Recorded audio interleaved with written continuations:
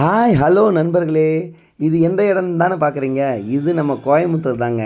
நம்ம கோயம்புத்தூர் வேடப்பட்டியிலிருந்து பேரூர் போகிற வழியில் இருக்கிற ஒரு குளங்க.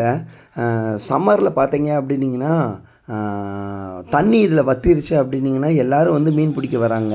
இன்றைக்கி ஒரு ஞாயிற்றுக்கிழமை நாங்கள் நம்ம டீமுகளோடு அப்படியே வெளியே வந்தோம்.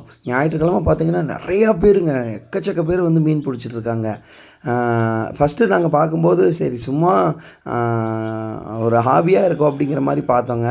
அதுக்கப்புறம் தான் தெரியுது நிறையா பேர் நிறையா மீன் காலையில் நேரத்துலேயே வந்து பிடிச்சிட்டு எடுத்துகிட்டு போயிட்டாங்க.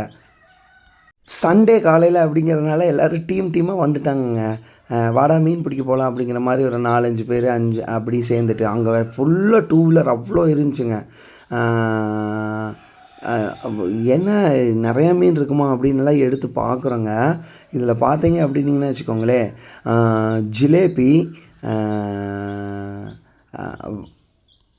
ஜிலேபி கண்டைங்க, விரால் பார்த்தீங்க அப்படின்னீங்கன்னு வச்சுக்கோங்களேன், பாருங்கள் நல்லா செம்ம சைஸ் விரலுங்க, உயிரோடு தான் இருந்துச்சு.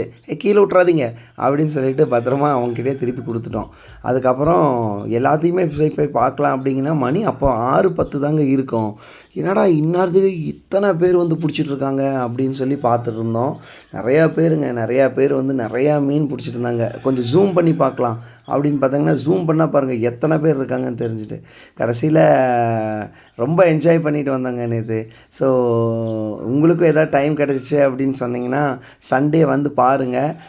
இடம் வந்து பார்த்திங்கன்னா வேடப்பட்டியிலேருந்து பேரூர் போகிற வழிங்க. அந்த குளம் பேர் எனக்கு எக்ஸாக்டாக என்னன்னு சொல்ல தெரியலைங்க. வேடப்பட்டி குளம் அப்படின்னு நினச்சிக்கலாம்.